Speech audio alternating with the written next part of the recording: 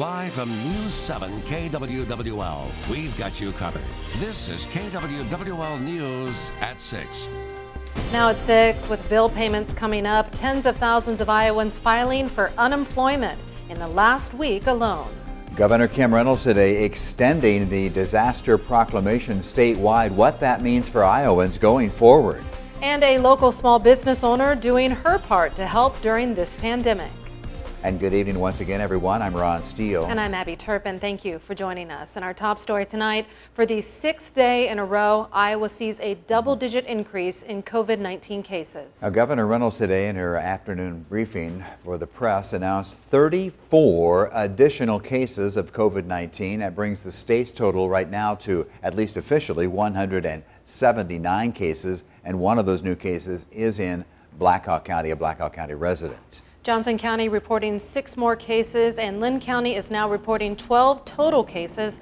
That is the third most in the state of Iowa. 31 people are currently hospitalized, but 15 others have been discharged and they are currently recovering. And as of about 5:30 tonight, we learned that both Iowa and Butler counties are going to be reporting their first cases of COVID-19, but those 2 cases are not yet reflected on the website of the Iowa Department of Public Health, so that's going to move it up from 179 to 181. John Deere said today it's been notified of a probable case of COVID-19 at the John Deere Dubuque facility. This is not yet a confirmed case at this time, but due to the symptoms and the relationship with a confirmed case, Deere says it's likely probable. John Deere immediately activated an emergency response team to work with local health authorities. New numbers show Iowa residents filed more than 40,000 claims for unemployment benefits last week alone. This as the coronavirus outbreak is forcing many workers to be laid off. The massive spike in jobless claims comes as nationwide lockdowns to slow the spread of COVID-19 keep millions of Americans from their jobs. The numbers we're seeing now are unprecedented, but not unexpected. That was Governor Kim Reynolds from her daily news conference earlier this afternoon. She says Iowa paid more than $10.6 million in last week's initial unemployment claims, and she expects more assistance to be on the way with the CARES Act. That is the stimulus bill passed by the U.S. Senate overnight. Governor Reynolds today also extended the already mandated business and restaurant closures through at least April 7th, and today she also ordered the shutdown of other retail businesses like bookstores, clothing stores, cosmetic stores, and many, many others. So it's an obviously very anxious time for Iowans as rent is coming due for many in a few days, plus as other bills. With that in mind, let's go live right now to KWWL reporter Taylor Vessel. Taylor's been talking with some Iowans who have filed for unemployment. He's live right now in Waterloo. Tough time for a lot of people. Ron, it definitely is, and anxious is a great word to describe it, especially considering that order from the governor that initially closed restaurants and bars is more than a week old now. So today, the industry looks a lot different.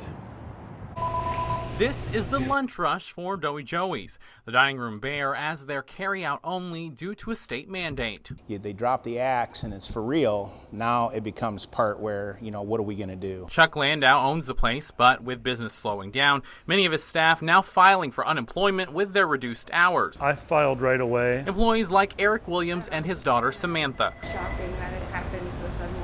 Both of them new to the system. I've been at it long enough, it's like I start preparing at this time of the year. Bus driver Becky Orvis files twice a year, summer and Christmas break. With nearly 40,000 more Iowans filing in a week, she thinks the system is taxed. On Tuesday, the system in Des Moines crashed, and all of our claims that were filed Sunday and Monday were kicked out of the system. So between my supervisor and myself, we scrambled to get a hold of everybody and say, call Des Moines so they get you re-registered. As a union rep, she's telling her coworkers to write it out. Be patient. It will get to you. It takes about 10 working days for that first check to come through. I haven't seen anything yet, and considering both of the incomes in our household have abruptly stopped, I'm hoping something comes through soon. For now, it's just a waiting game.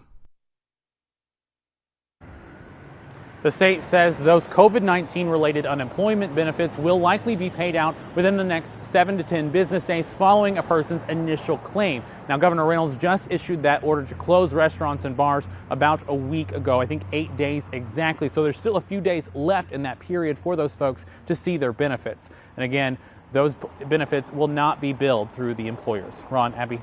Yeah, that's a good point there. I mean, think of that, going from 2,200 claims normally up to 40,000 in a 1-week period. That's astronomical. And as Taylor mentioned there, the state says employers, you will not be charged for any coronavirus-related unemployment claims. And for help, it is recommended you go to iowaworkforcedevelopment.gov.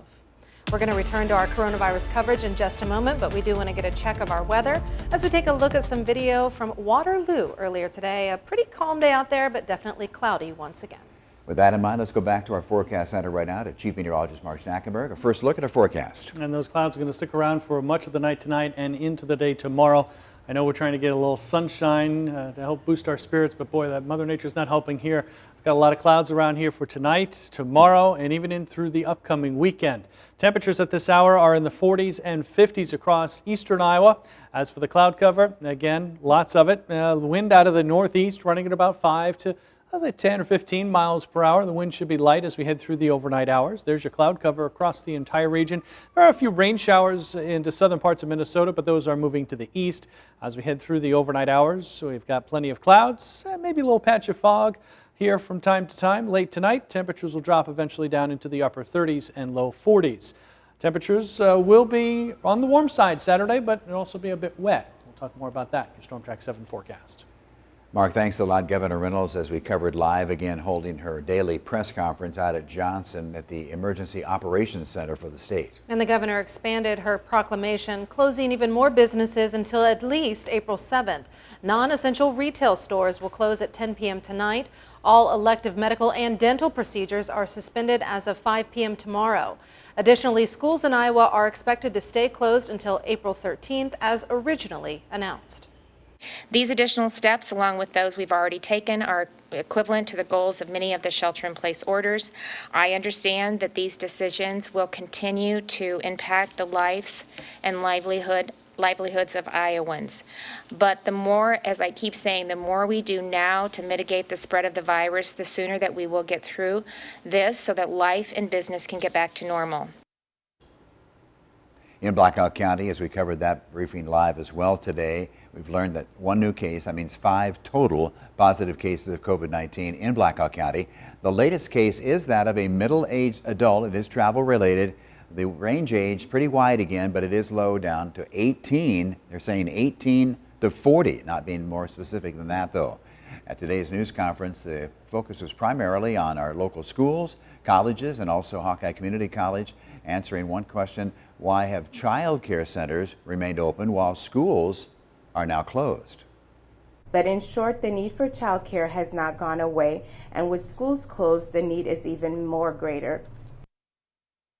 Yes, it absolutely is right now. Also at today's briefing, educators were there, including UNI President Mark Nook. And President Nook and staff and students, he said, are working hard to produce shields for local hospitals, among others. In Linn County, seeing a spike in reported coronavirus cases there. 5 more positive cases have been reported today. The county total now sits at 12. County health officials held another news conference today to assess the seriousness of the situation in the county. But the short facts of the case are that we are doubling too quickly in our first few days. The rate that we're doubling will overwhelm the hospitals in the next 2 to 3 weeks. Health officials say that deaths due to this virus are inevitable, but in order to save as many people as possible, hospitals need to have patients come in slowly so they can take care of the critically ill. Amid the ongoing national shortage of medical and protective gear, such as those masks and face shields, Unity Point Health told us today they've received literally thousands of handmade fabric mask donations coming from you within the community. KWWL reporter Ashley Neighbor also talking with a Eastern Iowa small business owner for us today who's joined in the effort to do her part during the pandemic. Ashley, tell us what she's up to. Yeah, Abby and Ron, well, every hospital has different requirements, but Unity Point put up instructions online looking for what are called Olsen masks. Officials telling me today, since putting out that call about 6 days ago, they've gotten more than 5,000 donations of these masks, and they are, of course, accepting more.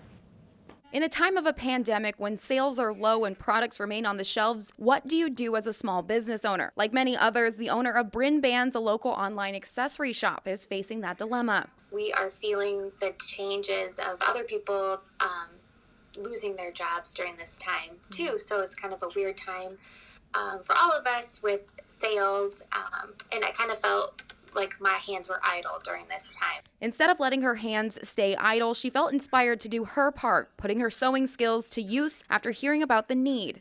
They definitely were on board with getting as many donations as they could.